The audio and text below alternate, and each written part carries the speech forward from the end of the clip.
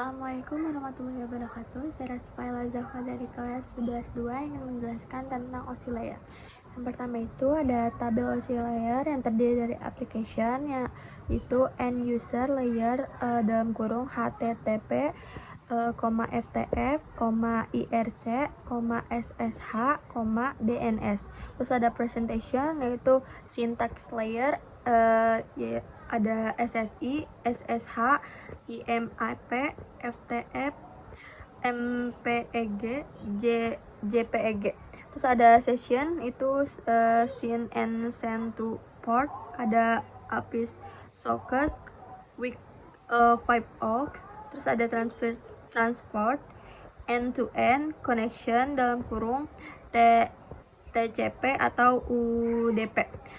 Ada network, paket dalam kurung IP, ICMP, IPsec, IGMP.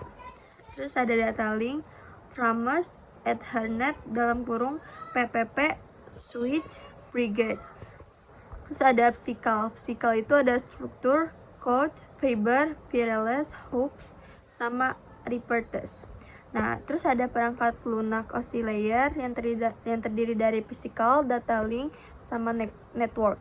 Terus ada perangkat keras OSI layer, yaitu session, presentation, sama application. Nah, cara kerja masing-masing layer.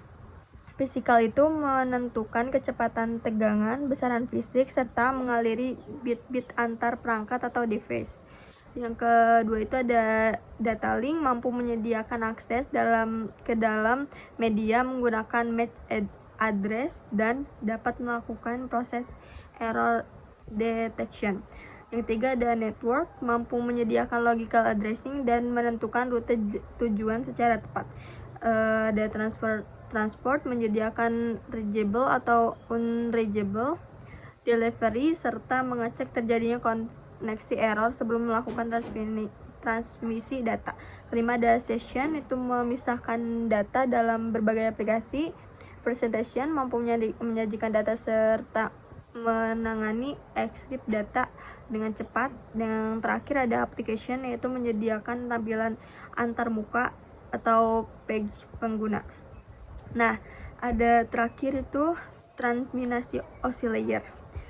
Transminasi OSI layer itu yang pertama ada physical layer untuk mendefinisikan media transminasi jaringan, sinkron bit, arsitektur jaringan, topologi jaringan, dan penggabelan. Level ini juga mendefinisikan bagaimana network import card dapat berinteraksi dengan media kabel atau radio.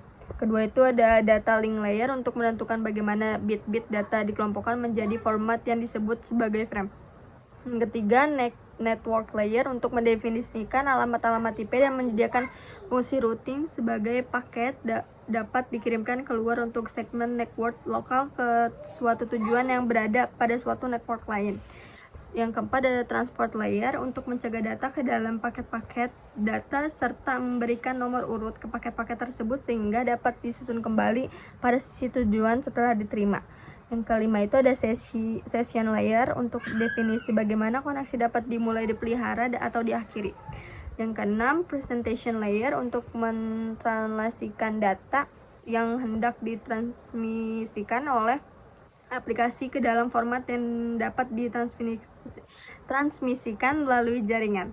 Yang terakhir itu application layer sebagai antarmuka dengan aplikasi fungsionalitas jaringan, mengatur bagaimana aplikasi mengakses jaringan dan kemudian membuat pesan-pesan kesalahan. Sekian dari saya untuk penjelasan OSI layer. Mohon maaf apabila ada kekurangan. Wassalamualaikum warahmatullahi wabarakatuh.